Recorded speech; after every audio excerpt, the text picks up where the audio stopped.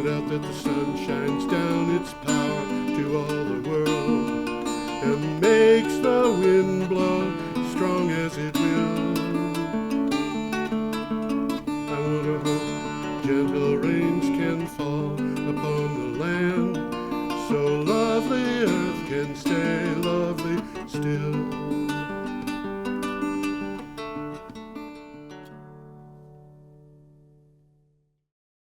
Hello, ladies and gentlemen. Welcome to the 634th edition of Energy Week with George Harvey and Nancy Wolfe.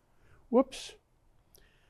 I am George Harvey, and Nancy Wolfe is not here today, which is, you know, she's got other things to do. This show is news aggregation relating to energy and climate change. In the last week. I'm recording it on the 31st of July, 2025. So it is articles that have appeared in the news in the week of July 24th to July 30th. And these articles appear at my blog, geoharvey.com, geoharvey.com. You can also scroll down or to the side, depending upon the way your computer is set up or your screen is set up, and go to tiny URL, Energy Week 634, and that in either place you can find the article that I'm reading with a link that takes you to the original, so you can read it there. It's easier to do that at the tiny URL site because that just has 21 articles with links. If you go to my blog, geoharvey.com, you're going to have to locate the date of the show, of the article rather, which you can do on the calendar. So I'm going to start right in. We have a picture of the Peace Palace, which is in Brussels, and an article from Clean Technica. The title of the article is International Court of Justice Rules that Climate Change is an Existential Threat. Those last two words in quotes. The International Court of Justice delivered a groundbreaking advisory opinion at the Peace Palace, which is shown. There it is. In The Hague, I guess The Hague is different from Brussels, isn't it? Anyway, on July 23rd, 2025, the opinion states that states must act urgently to address the existential threat of climate change by cutting emissions and protecting vulnerable populations and ecosystems. Now, the countries can be sued now in international court about this. So it doesn't really give absolute teeth to international rules, but it does mean that countries can be taken to court, and you can bet that they will be. One of the last items, I think it's the second to the last item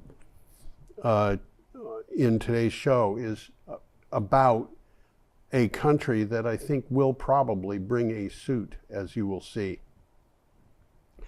Okay, I'm going to the next item,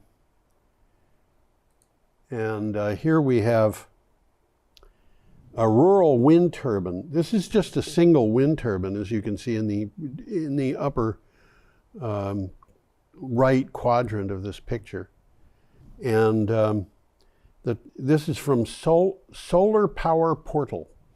And it says, the title is Renewables generated 50.8% of the UK's electricity in 2024.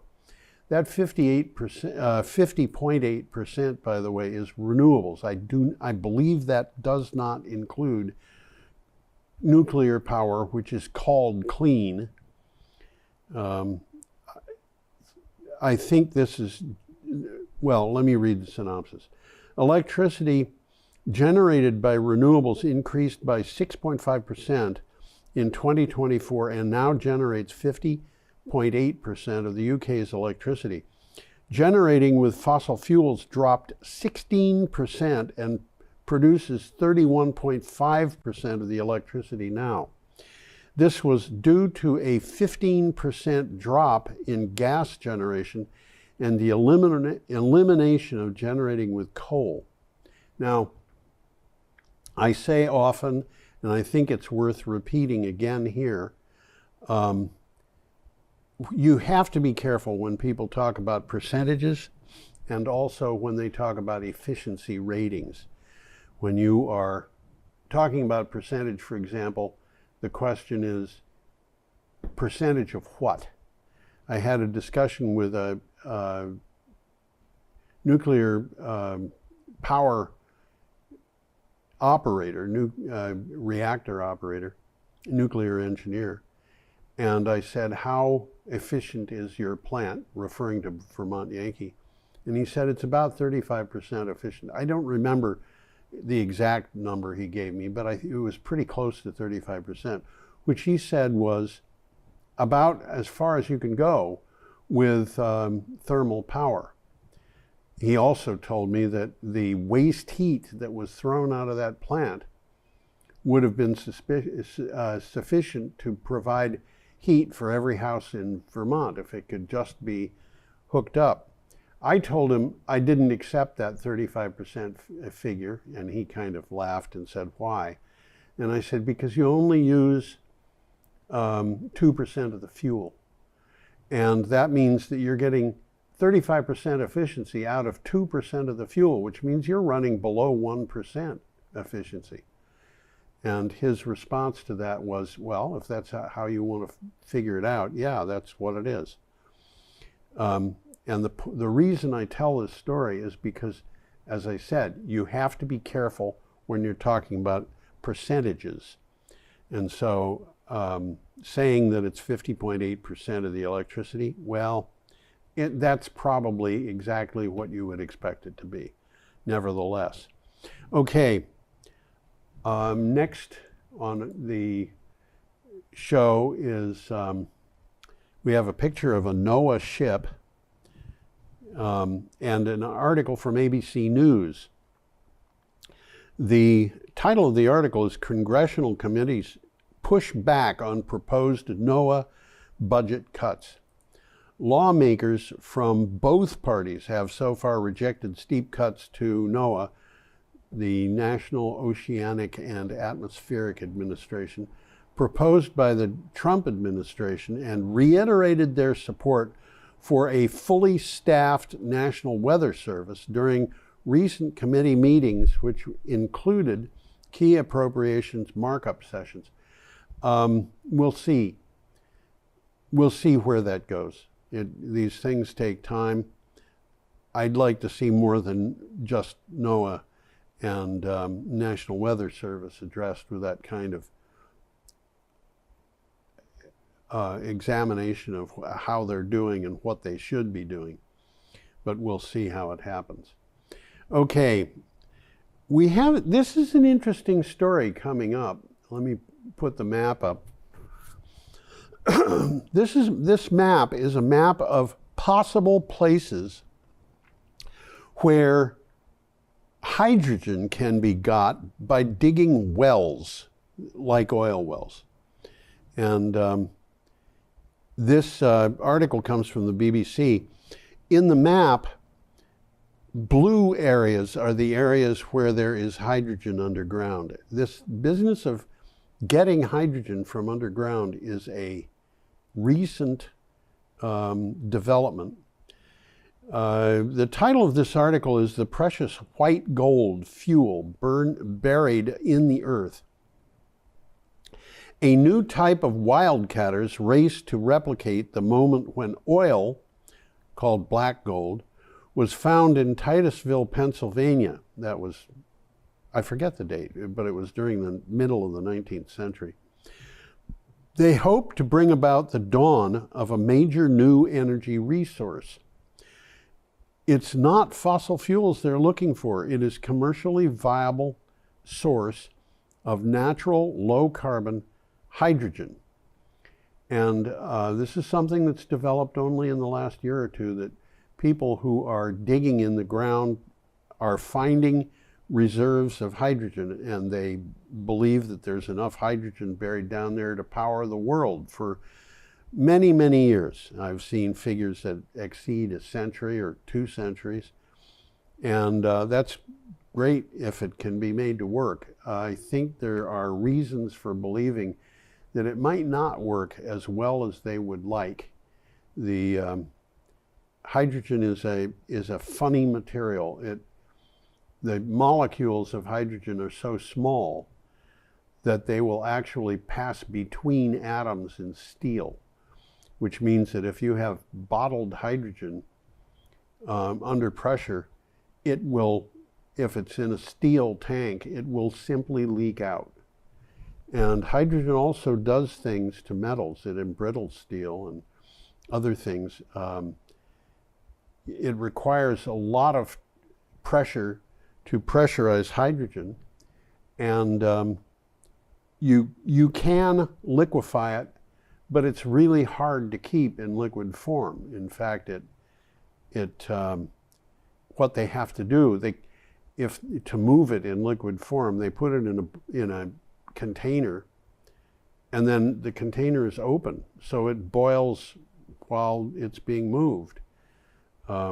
At least that's what I learned. Things change. Maybe they've got a better way to move it, but it's a difficult fuel to move. You would think that it would be a perfect fuel for airplanes because it's so light, but again, you can't just keep it as a liquid, and there are lots of reasons why hydrogen might not work. I think it will work for some things, but not for others. My feeling is that its advantages of weight and so forth are not good enough to make it into a fuel for aircraft. It might replace natural gas in cooking and things like that. I don't know. We'll have to see where it goes. Okay, we have a picture of New York City. And an article from Clean Technica. Let me put that up. That is a picture of New York City. I've been there. Yeah, a lot of other people have too. Commercial building owners want to save Energy Star. That's the title. Lee Zeldin, the head of the EPA, thinks the government can't do anything right. Now, a lot of people on the right say this. This, by the way, is a refrain I heard when I was a teenager. So that was, what, 60 years ago? Government workers are all lazy, shiftless clock watchers who fritter away the day until it's time to go home. That's what they believe. As a government employee, he wants to eliminate the Energy Star program. Well, he's a government employee, which means that he can't do anything right, I guess, by his own thinking. And so I'm claiming that proves we should save Energy Star. Whoops, sorry. We will have more to say about the EPA and so forth in this show. Our next picture, which I almost got up a minute ago, is a picture of the Acadia, which is a ship that was just manufactured by Great Lakes Dredge and Dock. And this article comes from Renews. The title is Great Lakes Launches U.S.-Built Rock Installation Vessel. And that's what that is. That's a rock installation vessel. And what these rock installation vessels do, I think it was last week we had one, it might have been the week before. When you have wind turbines, offshore substations, cables running on the bottom of the ocean, and actually when you're doing similar things with offshore oil and stuff like that. These installations, the wind turbines, the substations, and so forth, have to be protected. The cables have to be protected. The way they do that is by moving big rocks close so that the currents underwater won't affect them. Let me read the synopsis for this. The Texas-based dredging company called Great Lakes Dredge and Dock has launched the Acadia subsea rock installation vessel ahead of its maiden deployment for scour protection at Equinor's 810 megawatt Empire Wind 1 project off New York, which is still being built. It is expected to be ready for delivery in early 2026. Now, Equinor is the company developing Empire Wind, and it has a supply chain that has companies in 23 different states. So there's many states have got reasons to want to support this project, and obviously that includes Texas. I don't think Great Lakes Dredge and Dock is the only company in Texas that is working on this project. The project has brought over $1.6 billion of investments to the United States, including significant investments in Texas, South Carolina, Louisiana, Ohio, and Kansas. You'd think, Kansas? Why would they, an offshore wind farm off the coast of Long Island, involve anybody in Kansas? There's a lot of things that have to be built. The masts are being built along the Hudson River. The nacelles for the wind turbines are being built along the Hudson River, and so are the blades. But where are the generators coming from? They may be coming from Kansas.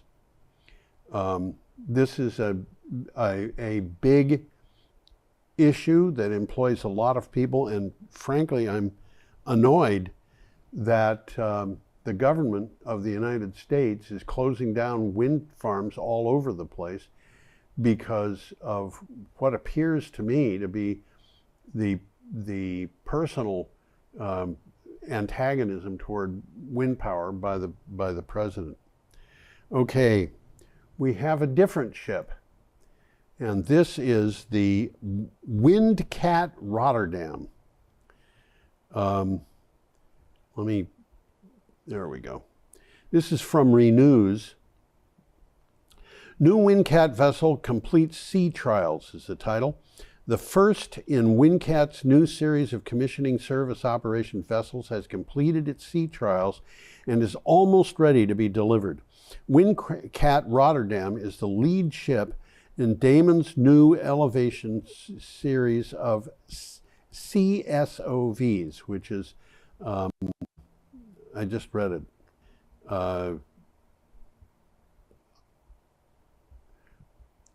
commissioning service operation vessels. It is designed to be future-proof offshore wind maintenance and support ships. That is to say, the commissioning service operation vessels are supposed to be support ships that will not be affected by changes in the future. I'm going to go on to the next item. This is something that I find very interesting. A lot of my childhood was in Illinois, in 3 different towns, actually 2 towns in a city, but in all 3 places we were not more than a short walk from cornfields. In the place that I spent the longest, I was literally 2 blocks from cornfields. This article is from ABC News. The title is How Corn Sweat Exacerbates Heat Waves. Corn sweat could make extreme heat in a large portion of the United States feel worse, according to experts. In the process, water from the soil passes through the plant to evaporate from the leaves. So the water is just coming up from the soil, going up the stem and evaporating from the leaves to cool the plant off. 1 acre of corn can put 3,000 to 4,000 of gallons of water per day into the atmosphere. So if you're next to an acre of corn, you're next to a source of what an employer of mine used to call the musical weather condition, which he said was humidity. Obviously, we're talking about humidity. I'm going to move on and escape that joke. Okay.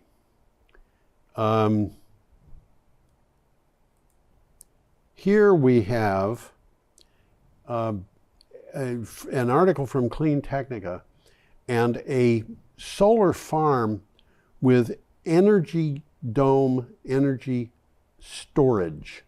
So that thing that looks like a building is actually a storage facility for a solar farm. The title is Google is Getting Long Duration Energy Storage. Google is making a big move to Energy Dome's long duration storage. The charging cycle starts with carbon dioxide gas held in a dome-like structure. That long structure is a dome-like structure, and it's got carbon dioxide gas in it. To charge, the gas is withdrawn and compressed into a liquid. To make electricity, the carbon dioxide is vaporized and goes through a turbine to generate the electric power. Okay, unlike hydrogen, carbon dioxide is pretty easy to store. And in this particular case, they're not releasing any carbon dioxide into the atmosphere, at least not on purpose. They're just using the same carbon dioxide over and over again. And compressing it is pretty easy to liquefy it. It only takes about 6 atmospheres of pressure to liquefy it. When you decompress it, it gets cold. It gets really cold, which is why a carbon dioxide fire extinguisher, when you see it, it looks like it's blowing smoke out. That's because it's blowing out dry ice. That is really cold. But in this particular case, it's going to be boiled as a liquid to release a vapor which is going to drive a turbine. It's like boiling water to release a vapor to drive a steam engine. But in this case, it's driving an electric generating turbine. So that facility is in fact a substitute for a battery. It's essentially a battery, except the only chemical that's involved is carbon dioxide. It doesn't have lead acid or ammonium ion materials in it. It's just carbon dioxide. And in a sense, it's kind of like pumped storage and so forth. It's pretty benign. If you release it, well, you release it. And that, if these things are built all over, that's something that is going to happen. So we have to be prepared for that. But it is, in general, pretty benign. Okay, we're up to Sunday, July 27th. And we have a picture here of Texas wind turbines. And this is from The Telegraph, which is as I recall, it's a UK newspaper. The title is How Oil-Rich Texas Became America's Net Zero Capital. Bobby Helmers had 9 oil wells on his ranch in West Texas. They went dry. Now he has 6 wind turbines, and Angie pays well to lease the land they sit on. The free market Republican state of Texas has become the biggest generator of renewable energy in the United States. And I've got a note here which says once oil wells go dry, they're pretty much done. They can be resuscitated in certain ways, and personally, I think they should be left alone. The wells should be capped, and that should be that. However, the wind will continue to blow much of the time, and that will continue to go on as far as we know into the future. And I don't know anything that would make it stop. Climate change can make it slow down. Climate change can also make it speed up. But once these wind turbines are built, unlike the oil wells, you don't have to worry about them running out of fuel. They do have to be replaced after a time comes when the turbines have to be replaced. Very often the masts can be retained.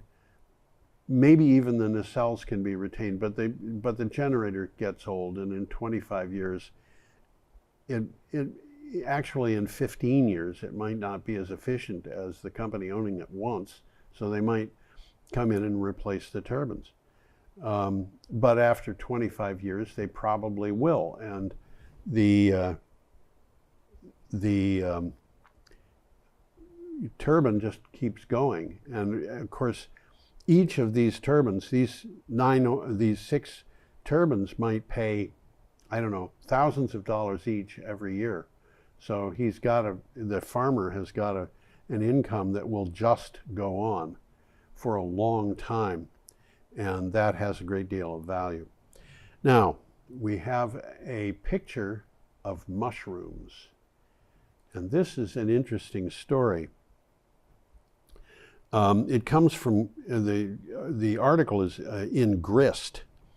And these mushrooms are not the mushrooms in the story. This is just a picture of mushrooms that I went off and found so that I'd have a picture to talk with. The title is A Surprising Climate Solution Right Under Your Feet. Some 13 billion tons of carbon dioxide flows annually from the world's trees and other plants to mycorrhizal fungi in enormous mutual support networks. The fungi capture about 1/3 as much carbon emissions as humanity releases by burning fossil fuels. 1/3. Fungi also help trees capture carbon emissions as they grow. Now, part of the problem that we've got is that these mycorrhizal fungi have been stopped in many places. And it's surprising the things that stop them. For example,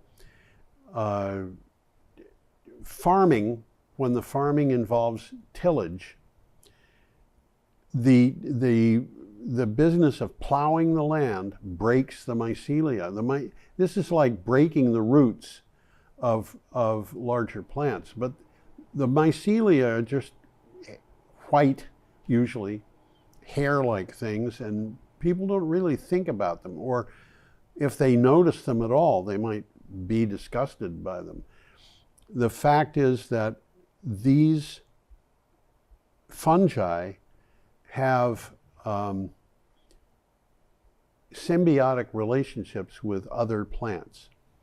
And in fact, I remember reading a report that came out, it might have been as much as 20 years ago, or even longer, about a Douglas fir tree that was a small tree.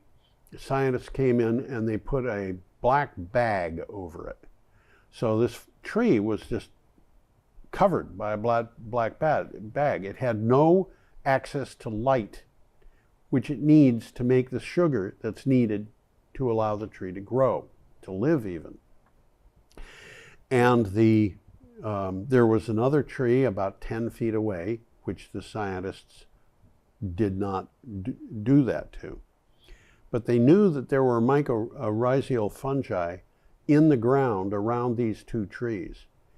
And what they found after, I don't know how long that Douglas fir tree was covered with a bag, but when they took the bag off, which might have been a couple of weeks after they put it on, or even a month or two.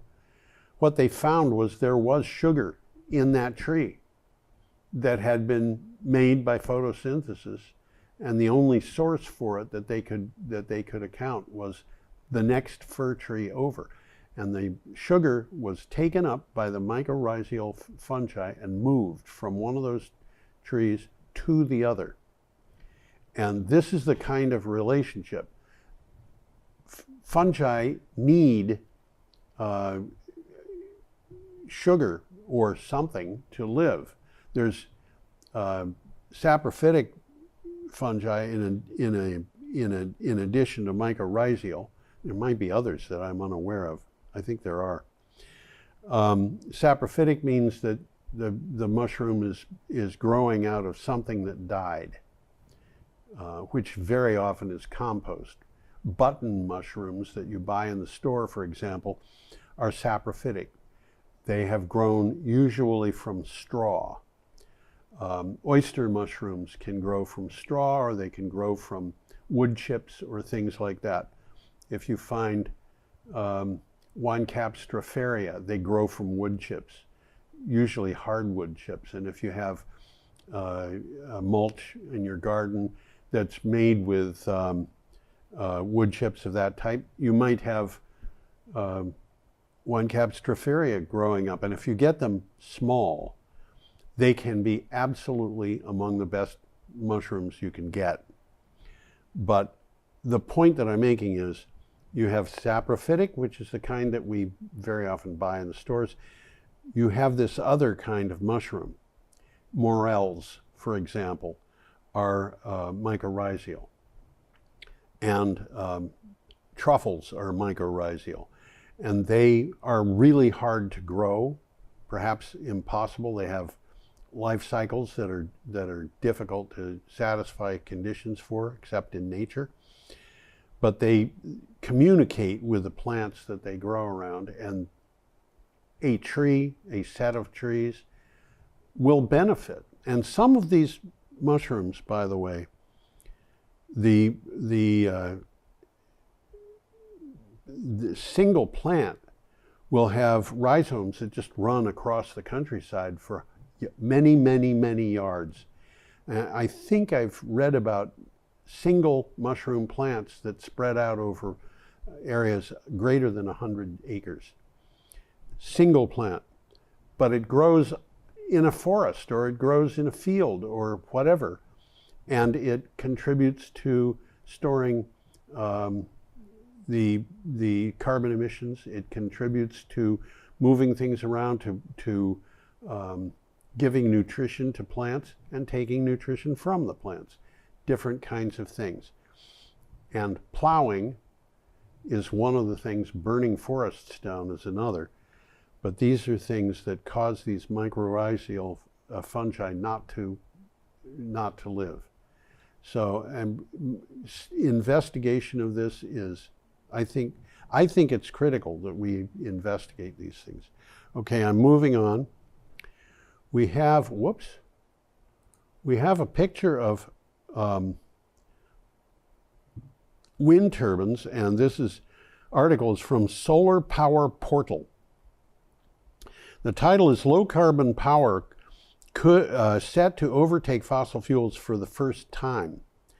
A report by Ember suggests that 2024 could mark the first year that low carbon energy generation could overtake fossil fuel energy generation in the UK. We saw that earlier in this show. 50.8% of the energy in the UK last year was from, or was it the first half of this year?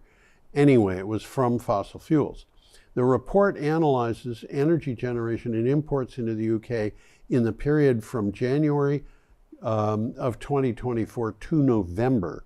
So the report is it covers a time that is not over yet. It's about 2024, but it doesn't include December. Anyway, the fossil fuels are giving way. And my own prediction on this, for what it's worth, is that there will be a time when all of a sudden it will become widespread knowledge that among people that the fossil fuel industry is getting into trouble. And my very iffy prediction on this is that the producers of fossil fuels will try to keep prices down in order to extend their sales. And at some point they're going to reach the conclusion, probably together in a group, they will come to the point where they realize that they aren't going to extend fossil fuels anymore, and suddenly they will just let the price go where it will, and the price will go up suddenly, very far, very fast. I think it could double or triple. I've seen this before in 1970, what was it, 72? We had a crunch on oil in the United States, and from my point of view, I think it was predictable. Okay, going on, we have another picture of wind turbines. This is wind turbines with bison or buffalo, and we're up to Monday, July 28th. The article is from Clean Technica. The title is Wyoming Wants Renewables. Can the Trump administration listen? Politicians in Wyoming are delighted that the big beautiful bill will fund tax breaks for the state's faltering fossil fuel industry. But the same politicians are also a bit upset that wind and solar, the fastest growing energy sector in the state and nation, are under real threat. And I think wind and solar, I mean, let me put it this way. When I was a kid, my friends were all, teenager in my 20s, and after that into my 30s, my friends were almost all conservative. I was fairly conservative. And one of the things, a mantra of theirs was, the government should not pick winners and losers in the market. It should be a free market. The market should be costs and growth and so forth should be based on who does the job best. And the market as it exists now, the renewables are doing the job best. They have the lowest prices. They have the fastest times getting them put in place.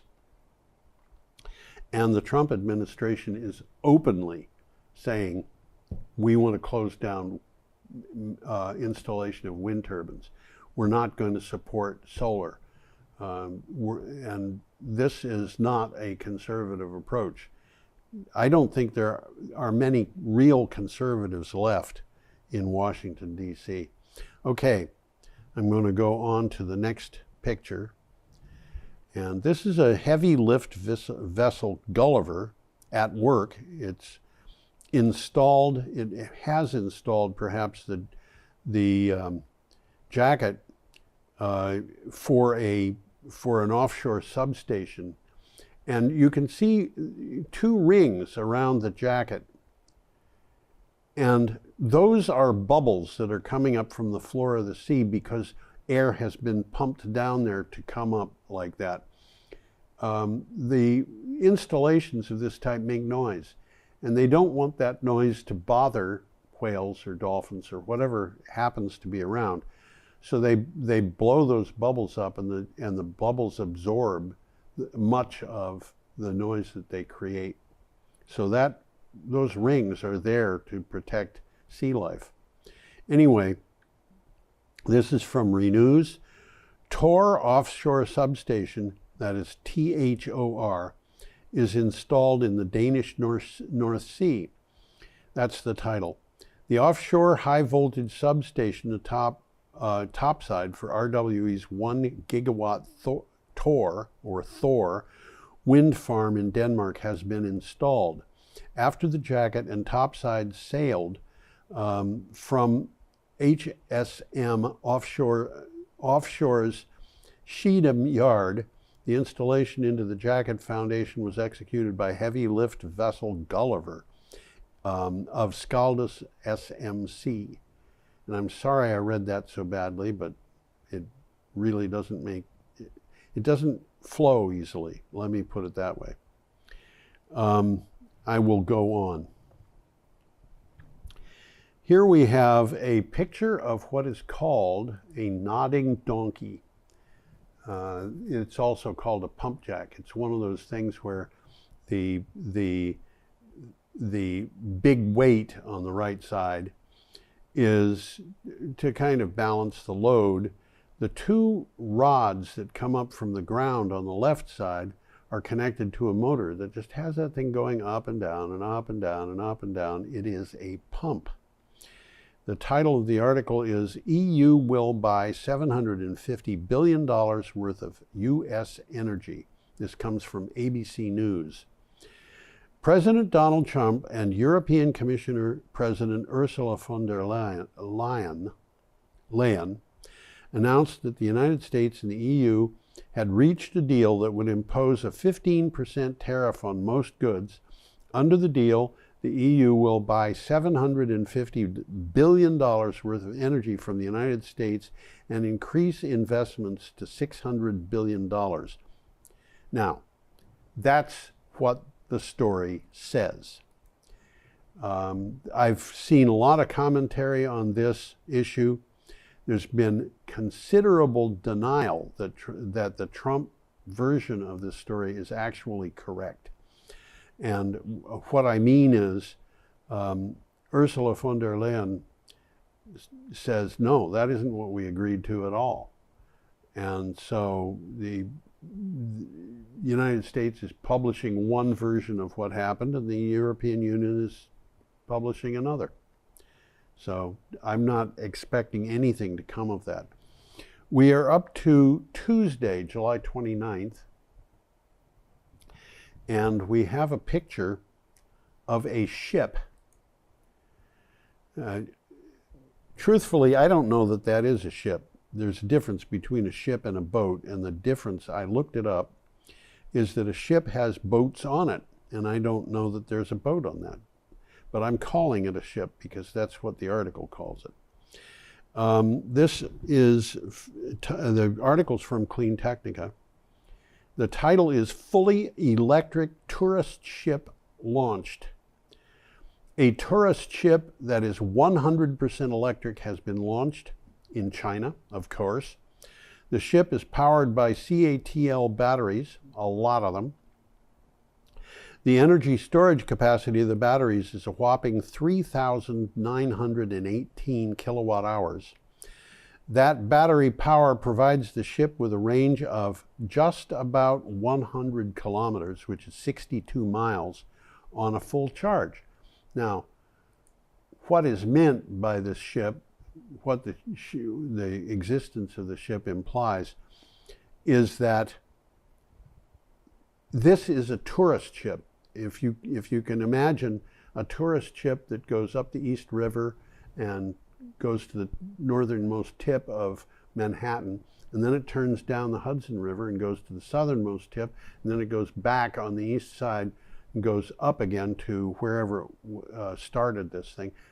This ship would be able to do that, as I recall. That should be, well, I don't think that's as much as 62 miles.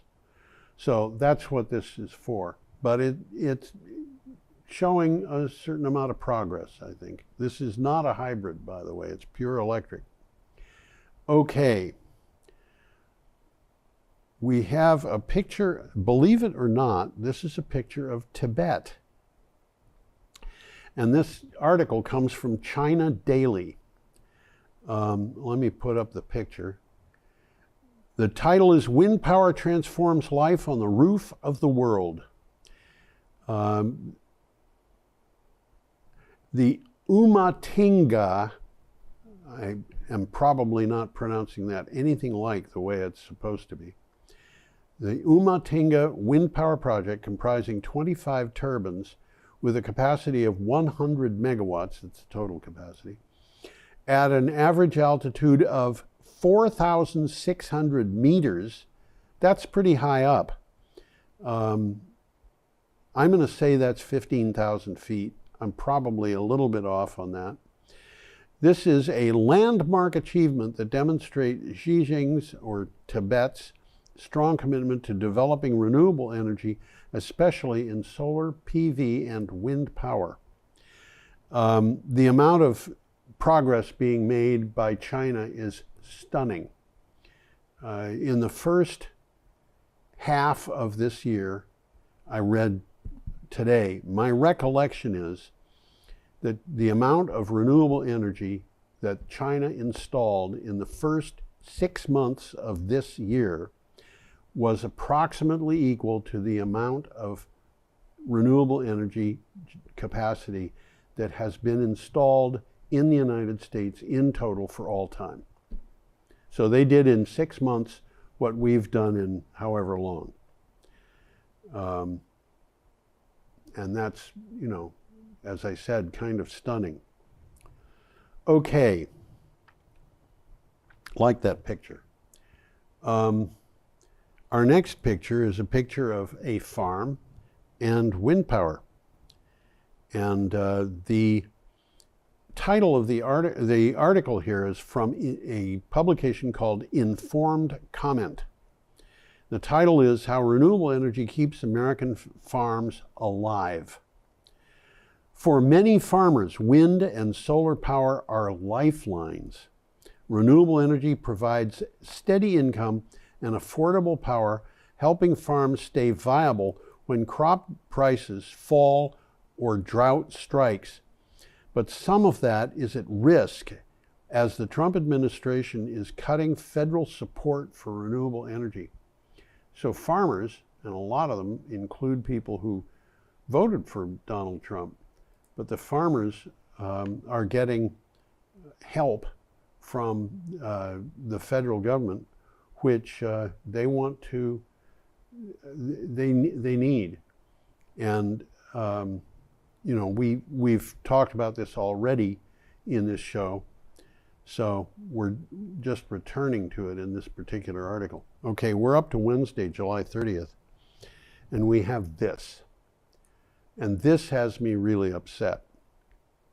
That is a picture of smoke from burning car batteries in 1972.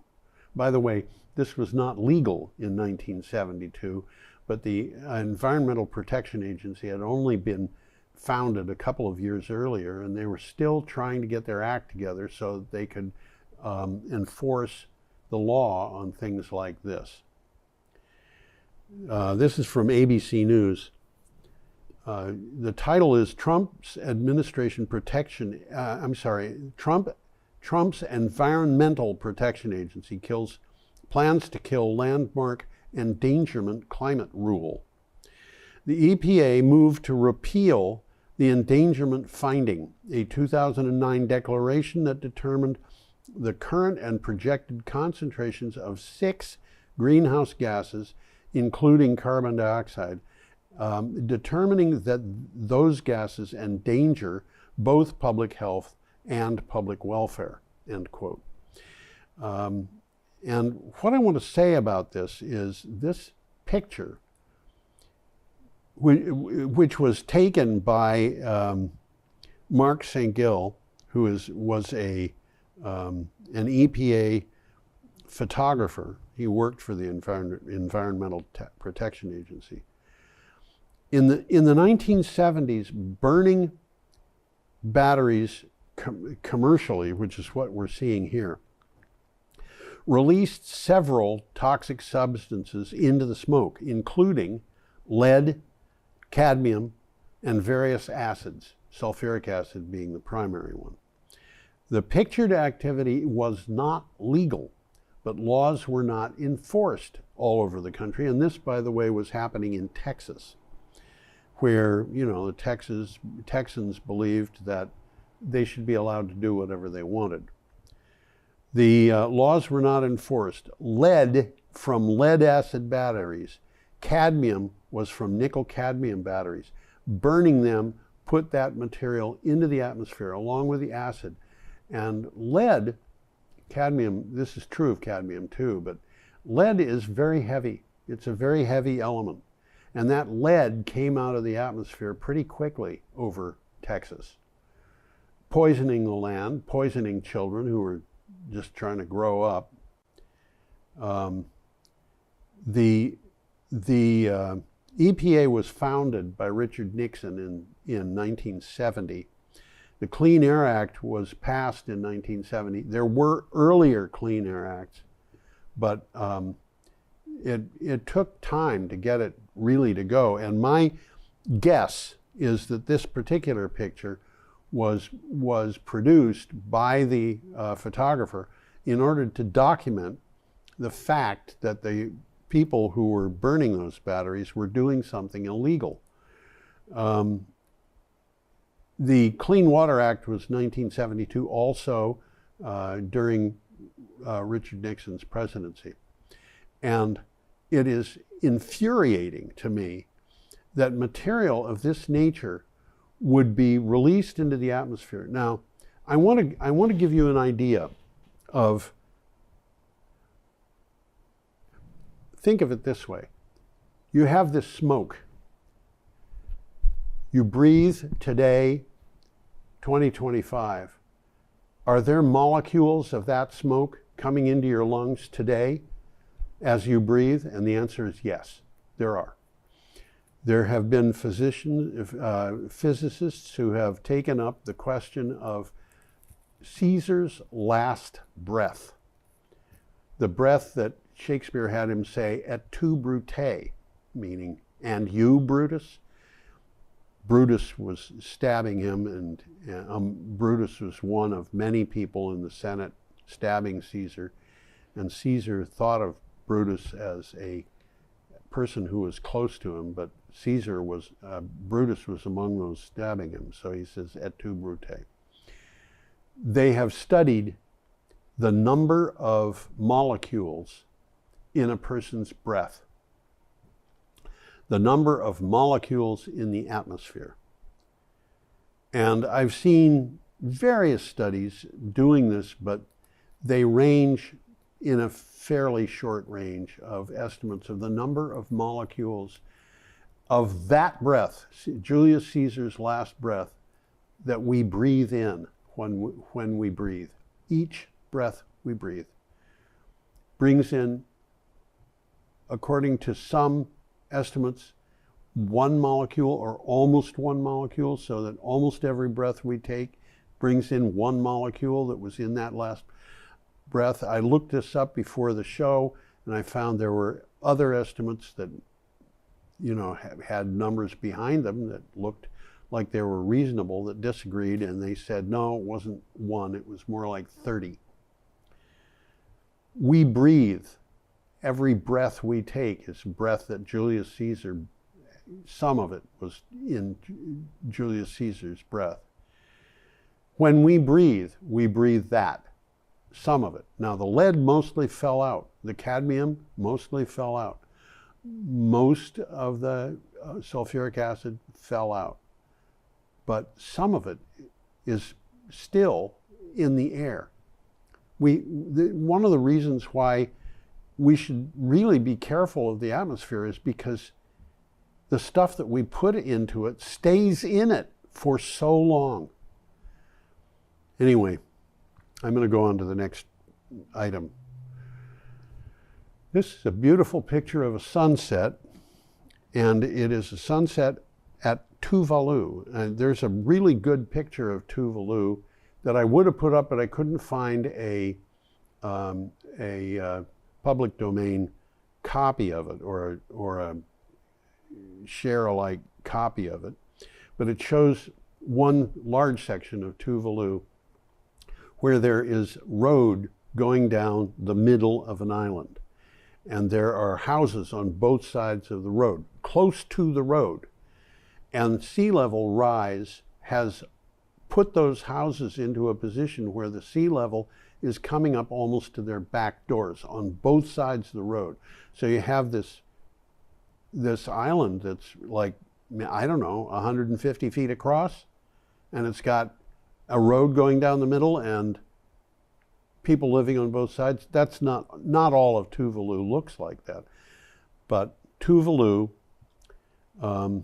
is in trouble. This article is from Wired, and it says, the title is, "The First Planned Migration of an Entire Country is Underway." Tuvalu is preparing to carry out the first planned migration of an entire country because of climate change. Climate change has caused this country to have to migrate. Recent studies project that much of its territory could be submerged in the next 25 years due to rising sea levels. Much of its territory was lost during the last 25 years. Its inhabitants must consider migration as an urgent survival measure. Now, places have been provided for these people, but this is an entire self-governing country that has to move. Now, according to, I think it was the first item in this show, people from Tuvalu can sue over this. They can sue the United States. They can sue China. They're not going to succeed in a suit of China, I don't think, because the Chinese are putting in renewable energy so fast. They're trying so hard to replace their fossil fuels. The same argument could be made with India and the European Union and Britain. But in the United States, we have elected a president who has decided that renewable energy should not be installed, and we should be issuing carbon emissions, and we should be burning up fossil fuels because it's good for current financial prospects. And I think that suit might succeed. And it's going to be for a lot of money.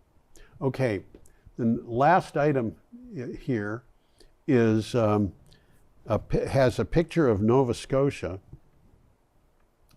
and that picture is actually, the map is actually generated by the province of Nova Scotia, and this is from Renews. Canada designates 4 offshore wind areas. Canada has designated its first 4 offshore wind energy areas off Nova Scotia, advancing plans to license 5 gigawatts of capacity by 2030. This is to say, in 5 years, they plan to have 5 gigawatts, which is the equivalent in that area of possibly 2 or more than 2 large nuclear power plants. The federal and provincial governments have selected French Bank, Middlebank, Sable Island Bank, and Sydney Bight, for Bight is B-I-G-H-T, for future offshore wind projects. Now, the government of Canada, as I understand it, and this article doesn't say it, but I have seen articles previously that did, they have said, okay, the United States is shutting down offshore wind power. We're going to install offshore wind power and sell the electricity to the United States, which is going to need it, because it can't develop nuclear power or new gas plants or new coal plants fast enough. And it has to install renewable power to get to where we want to go, which makes sense because 90% plus of the new generating capacity that we're putting in annually is solar or wind power. And so if we're going to cut that out, the time it takes to build these other thermal plants and so forth is just too long to be reasonable. Okay, we're up to the end of the show. We have a slide here saying have an extraordinarily peaceful week. I will wave goodbye and hope that Nancy comes back next week, and hope that you come back next week. So goodbye.